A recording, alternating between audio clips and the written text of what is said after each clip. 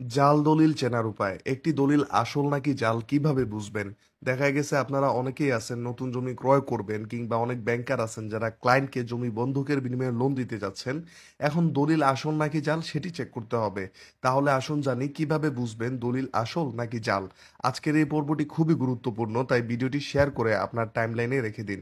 প্রিয় দর্শক, আপনার হাতের দলিলটা আসল নাকি জাল সেটি চিনতে হলে প্রথমে আপনাকে দলিলটা হাতে নিয়ে এই যে উপরে ডান পাশে দলিল নাম্বারটা নিতে হবে। অনেক সময় এখানেও দলিল নাম্বার থাকতে পারে। পরে এখান থেকে দলিল সম্পাদনের তারিখ নিতে হবে, মানে যেদিন দলিল রেজিস্ট্রি করা হয়েছে সেদিনের তারিখ। এই দুটি তথ্য সংগ্রহ করে আপনাকে চলে যেতে হবে উপজেলা সাব রেজিস্ট্রার অফিসে।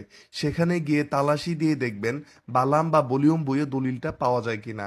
সেখানে যদি না পান তাহলে তালাশি দিতে চলে যাবেন জেলা সাব রেজিস্ট্রার অফিসে।